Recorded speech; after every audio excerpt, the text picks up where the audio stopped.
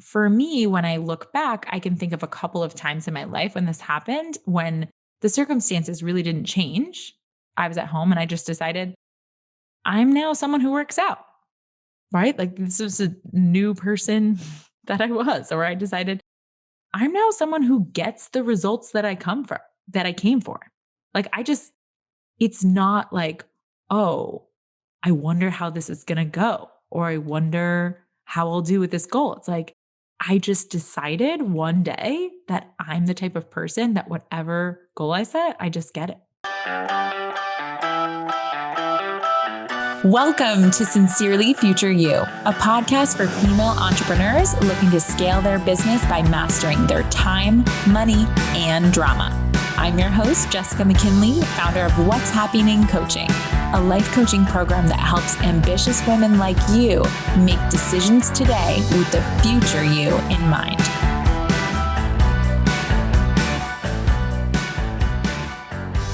Hi, Hopsters. Welcome back. It is moving week, so I am a little bit all over the place in my brain. Thank God for scheduling is all I keep thinking. I keep thinking like, I really do have so much chaos, right? That's always just a thought, but I do have so much chaos around me in literal physical clutter. If you're watching the video, there's a reason that it's cropped and you can only see a wall next to me and I'm tilted in this direction because my desk is piled upon of all the books.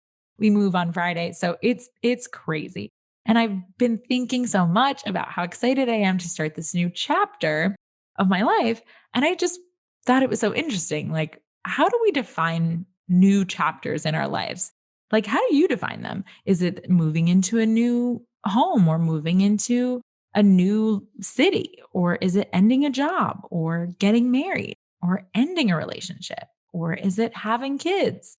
Or what if it's just a decision? Like, could you decide to start a new chapter of your life today? And what would that look like? What would have to happen? What if you didn't have to change a single circumstance in your life to start something brand new about who you are? What if you could just make a shift in your self concept?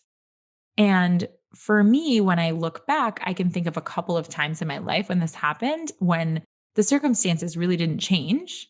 I was at home and I just decided I'm now someone who works out, right? Like this was a new person that I was, or I decided I'm now someone who gets the results that that I came for.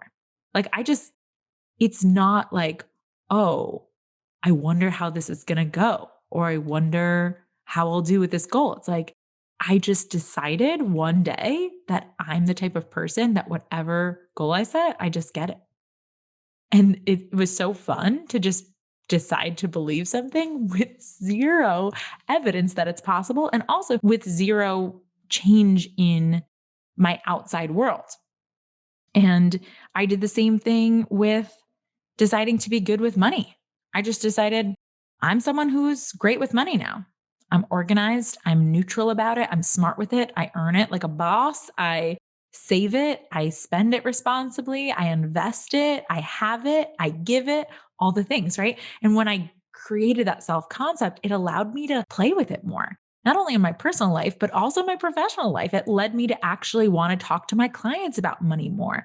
I was able to expose their own thinking that they thought was true or not true. We were able to start new chapters in their lives without having to change any circumstances or enroll them in a new banking program or anything, right? They just got to make a decision. And I'm offering you a new chapter in your life with this episode where you can decide to find freedom in structure. What if you just decided this is who you are now, creative people? If you looked at the title of this episode today, we are talking about scheduling tips for creatives, for spontaneous, for the free-spirited entrepreneur. I know you guys are out there. Why? Because I have a lot of you as clients, and a lot of you will come and tell me that you're just not so sure the scheduling thing is going to work for you, right? Like there's something about scheduling and you that just don't vibe, right? And I promise you that's not true. That's just a story that you're telling yourself. It's just a part of your self concept that is no longer serving you. So, what I want you to offer is that today's a new day. Today's a new chapter in the long, beautiful novel that is your life. And I want to offer you the opportunity to decide to believe a new thought that is going to allow you to manage your time in a way that will set you free. Okay. This is not only going to help you make more money in your business, but it's going to help you to feel so much more calm and in control. It's going to help you feel more connected and present when you're not working. All of this has to come from the foundational belief that scheduling can work for you.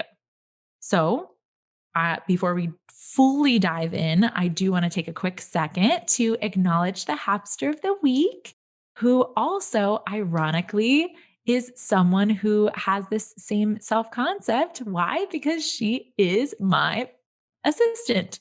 Janelle is the Hapster of the Week. So Janelle is not only a client, but she is also an employee. And I just wanted to shout her out because we have been working together both in a coaching capacity and with her on my team for a while now. And I'm just so proud of how she is able to consistently level up her self concept. And that really is what it's about because Janelle is really good with time management. It's something that she's believed about herself for a long time.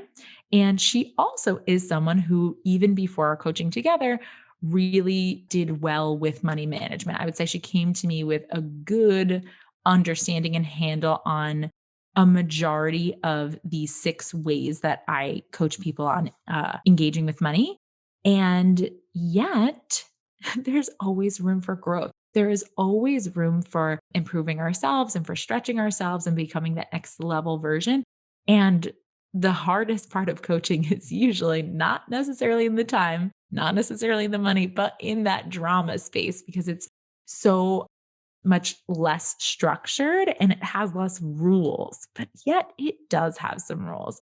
And Janelle has been just taking all of them and deciding to embrace whatever thought is going to take to get her there. So I just wanted to shout you out, Janelle. I'm so proud of the work that you've been doing in our coaching. And I think every person who's listening to this, if you have an assistant, you should not only be paying for coaching for yourself, but you should have your assistants all in coaching because employees whose minds are managed, they're not going to come and have their drama affect their deliveries. And she comes and she just does and gets the results that I came for. And when she's having something else that's going on personally, we coach her up separately and I make time in my schedule for that. It's a priority for me, not only because I love her as a human being, but also because it is beneficial for every single person that is working for me to have a managed mind. I only hire people who are investing in being the highest version of themselves and are going to come and deliver. And that requires mind management. So, a little shout out to Janelle and also a plug for those of you who are wondering why some of your hires might not be as consistent as you'd like them to be. Ding, ding, ding, coaching, get their mind managed. Okay. So let's dive in. Scheduling tips for creatives. You guys, oftentimes I hear from clients, I don't have enough time. And then I'll ask, well, how do you know? Do you schedule? And do you schedule your work and your leisure? Are you setting deadlines? Are you setting goals? Are you striving to improve your efficiency regularly? And they'll be like, yeah, I schedule some things maybe, but I don't like to have everything completely planned out. I prefer space to be creative and spontaneous, and that's how my best work gets done. I've heard this so much so that I needed to finally have a full episode on it. So much structure stresses me out. I feel pressure. I'm doing those air quotes again because now I forget that now that I'm doing a YouTube channel, there are still people listening just on the audio, but air quotes there, right? These are actual quotes that people are saying to me. That so much structure of the scheduling is actually stressing them out more and they feel pressure to perform. And this is also me. So it's not a surprise to me when people come and they say this. I really get it because I describe myself as a little bit free spirited. And I was raised in a very spontaneous environment in a spontaneous home. We moved around quite a bit when I was little, about 10 times by the time I was 7.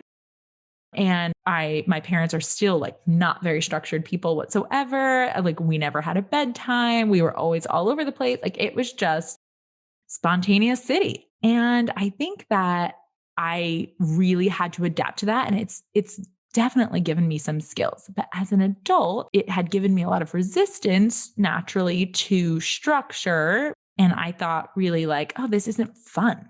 I associated fun with spontaneity. Associated creativity with space and the lack of structure. But actually, as we know, structure, scheduling, these are just the circumstances, okay? And a circumstance cannot stress you out. A circumstance does not make you feel pressure. It's your thoughts about the structure that's creating it. I just didn't think that scheduling would suit my personality or my work, really, because if you're listening and you do have a lot of creative work, like you do a lot of writing or podcasting, even, right? Like, I didn't know how long it was going to take me to write a quality email or a post or a podcast. Does this sound familiar? Okay. I promise scheduling is for everyone, even the creatives, the spontaneous, or the free spirits. So it's Mythbuster time. We're going to break it down one by one, all the excuses, all the quotes, all the things that I said previously. And I'm going to tell you why that's not what you think is true and why you think scheduling isn't for you is actually the reason it is. I love Mythbusters. You guys watch that show? Okay. Number one, I don't like everything completely planned out. When people say this to me, my first thought is, I don't believe that you've actually really tried it. Like, have you tried to plan everything out for 30 days? Have you attached a goal or a specific result that you want to create to the scheduling of it? Right? Like, are you scheduling with results in mind? Or are you just scheduling things that you think are urgent and you're scheduling your tasks and your actions and your to do list? Because that is not what scheduling is. If you listen to any of my episodes previously on scheduling, I talk about how one of the rules is that everything on your schedule needs to be results oriented. So at the end of that time block, you need to know what you have produced or created with that time. Also, have you compared those results with not scheduling? So when someone tells me that they don't like everything completely planned out, I'm like, okay, let's try an experiment. Are you here for an experiment? Are you willing to try for 30 days to use Hamster scheduling to schedule it all the way out? And then for 30 days to like fly by the seat of your pants, do your free spirit thing and have the same goals and see which one produced better results.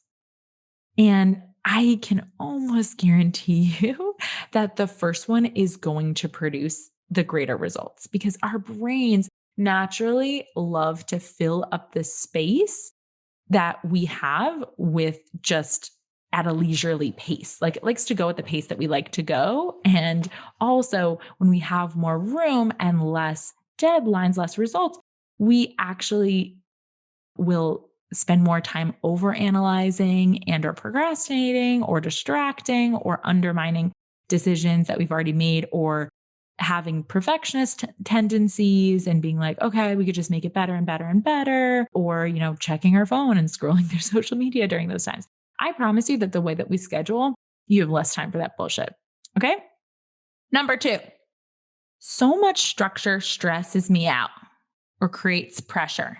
This may be true, actually. I'll give you this, right? Like you might feel more pressure when you are initially starting to schedule, but there's less time to overthink, less time to undermine, and less time to distract yourself when you do it right. Similar to working out on your own versus taking a class or working out to a video or with a trainer. Yeah, of course. Like if someone was like, oh, yeah, I don't like to go to class to work out because I like to work out at my own pace. I'm like, okay, but how's that working out for you? Like, if you're working out at a slow pace, that might not be getting your cardio endurance up high enough, might not be getting you the results that you want. And you might actually be wasting time because it might take you 2 hours at the gym to burn the same amount of calories that you could have burned in 25 minutes if you were working at the pace with the specific results in mind, right? Like there is a reason for deadlines and structure in anything that we're pursuing, but I think always working out is a good analogy to it. It's like we would think that's crazy if someone was like, "Okay, cool, you want to gain this amount of muscle or you want to lose this amount of weight. Here, you're going to come here, you're going to follow exactly everything that I do. All right, we're on to the next thing. You're going to start this, 30 seconds go." And they're like, "30 seconds? Whoa, no, I like to like run, move my body at my pace." I'm like, "What? No, that's just not going to work." Right. And so the same thing when you're trying to achieve results in your business, this structure, the deadlines, the quote unquote pressure that you're putting yourself under, it's like that's what creates the diamonds. It's the pressure cooker that allows you to move at a pace that's going to produce and yield results. Okay. So but as I said, it's like the feeling of stress or pressure is not coming from the schedule itself. The real myth buster here, though, is that are you really not stressed out? And are you really not feeling pressure when you don't schedule and you're not getting results? I would say that most people that are coming to me and they're like, "Oh, yeah, no, like, I don't really know if scheduling's going to work. I'm creative." They're stressed out of their minds because they still feel like they don't have enough time to get the results that they want and they're not producing. They're just feeling the stress and the pressure later. So as with anything, when you understand that the human experience is going to be 50-50, you have to decide which flavor of 50-50, like which coin. If you go to my website, I have a really good visual for this, what'shappening.com. It's, I say you can, it's going to be 50-50 either way, but you could just decide which 50% you choose and which 50% you reap. So if you choose to have the ease of no schedule and to just move at the pace that you like, and you're choosing the feelings of ease, comfort, instant gratification, pleasure, whatever, all those, the negative 50% comes afterwards. You maybe feel stress, regret, slow to no growth, all failure, right? You feel those things on the back end. Whereas if you choose to put yourself under deadlines and feel failure in the front, like maybe you produce less quality work than you're used to, right? Because you have to a deadline and you're like, done is better than perfect. Like, let's go. Or you choose to experience, right, like discomfort. That's the real one. That scheduling is designed to bring up your discomfort. It's not supposed to be comfortable. But then at the end of the day, when you put yourself through that structure of discomfort, you start to get comfortable being uncomfortable. And then you produce results. Okay. Like if you haven't ever followed through with a schedule all the way through, you haven't probably reaped your positive 50% yet. So what I'm hearing when people tell me like, "Oh, I've tried scheduling, didn't really like wasn't really my thing," is like, no, they scheduled out a schedule and then the second it started to feel uncomfortable to them, they were like, "Oh, I'm going to keep going with this thing cuz I'm not done," and they're not going to move on to the next thing on their schedule cuz it's uncomfortable. So they never get to reap the rewards of massive results. Right? That is the thing that makes you feel like, oh, when I look at my schedule this week and I know I'm moving and all this stuff is happening, I'm cool as a cucumber. Why? Because I don't have to worry about whether it's going to get done or not. Because I trust myself now, because I've built up the trust of knowing that when I schedule something, I don't care how uncomfortable I feel during it. I'm just going to do it. That's how I get results. And that's how the Hapsters get results. You're willing to choose that version of 50-50, where you have the negative emotions first and then you reap the positive emotions. Either way, it's going to be hard. Either way, there's going to be stress. Where are you choosing? When are you choosing to experience it? Now or later? And when you choose it now, the results are magic. Okay. So, Mythbuster number 3, I don't know how long my creative work will take. This is probably something that you've never heard before, but this is how you know how to schedule time that you previously have taken anywhere between 15 minutes to an hour and a half to do. You just decide. Okay. You're going to develop the skill of just deciding how long something's going to take you. And once you put it on that schedule, you're going to make it happen in that time. And I promise you, you'll be surprised with how powerful your brain is. Your brain is a machine. Your brain really wants to do its job right. And if you say, and you really tell your brain, like at the end of this, I have to turn it in whatever results I have at the end of this 30 minutes because I'm moving on to the next thing, right? It's not like you gave yourself room. You're like, I'm going to do this and then I'm going to do that and I'm going to do that. It's like, no, this result will be achieved by now. And then I'm starting on this next thing. And then that result will be achieved. You just have to get it done. You're way less likely to pick up your phone if your friend calls. Like today, actually, I have a friend that I've been trying to get in touch with and we've been going back and forth. She called like 3 times, but I was like, crunch time. I got to prep 4 podcasts that I'm recording later with Danny. And you better believe that I'm going to get this done right now. So I don't have time to pick up. If I didn't have a schedule, I guarantee you I would have previously in my previous life picked up that phone call.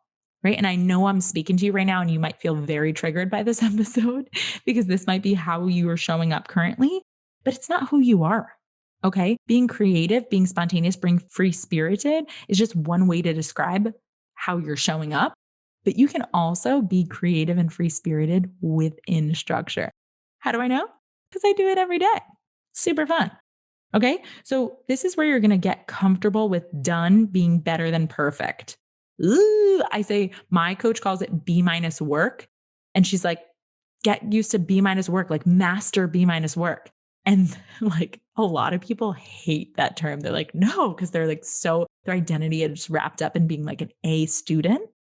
But that's not how life works, especially not in the entrepreneurial space, right? You got to get shit done. Okay. And in order to do that, you need to be willing to put deadlines on things. This might be very uncomfortable for you, but I promise this type of willingness to adhere to deadlines is going to train your brain to create magic in less time.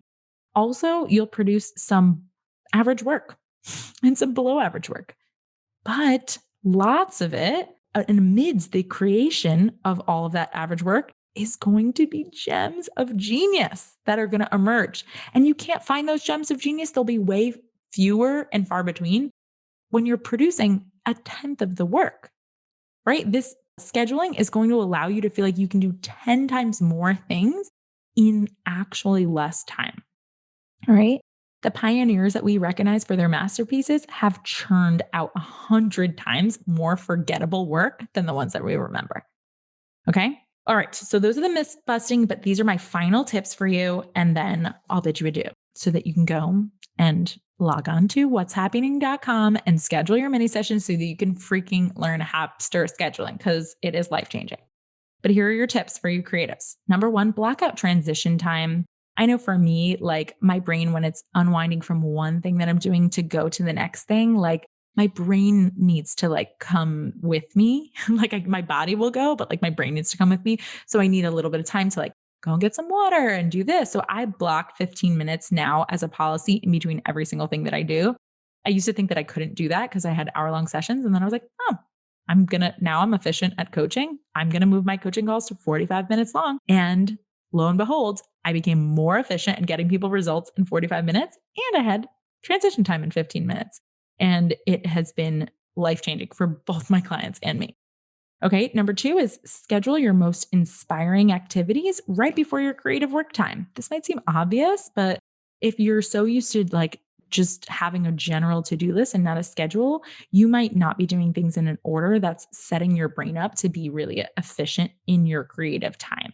So for me, my inspiring activities that like help my brain be the best primed for creative work are reading, working out, visualizing. I have a visualization practice that I do in the morning, driving and showering. I think driving and showering because I am not plugged into any screens. So my brain is like free to fully like have all the thoughts come to it. And usually also right before I fall asleep. So annoying, but got to keep a pen and paper next to your bed. So, okay. Yeah. The is when I make sure that I am setting myself up for creative time. Third tip is schedule in rest and leisure to accommodate for decision fatigue. Okay. If you're just scheduling your work and you're not scheduling in fun, your brain is going to hate scheduling. That happens kind of in the beginning. People are like overzealous and they're like, great, I'm going to schedule all the things and I'm going to have the best week ever. And I'm like, but wait, when are you going to pee? Like, there's no time for you to like rest at all in here. And so that's okay. It's experimental, it's trial and error. You'll get better and better at it, but you need to schedule in rest and leisure so that your calendar really matches your core values. You're living the life that seems like a life you want to show up to. If you look at your schedule and you're like, hate this sounds terrible, change it. Your life is up to you. Okay. And then finally, decide that you're a person who finds freedom in the scheduling of your life. If you do not have that thought, nothing that I've said today will serve you. Okay. So get your core beliefs under control, decide that this is for you, go into it with your scientist hat on, right? We're experimenting with this. We're just trying it on, and then be blown away. So proud of you. Have a beautiful weekend. Hey, Hapsters. If you want to learn more about today's topic, head over to what'shappening.com/podcast.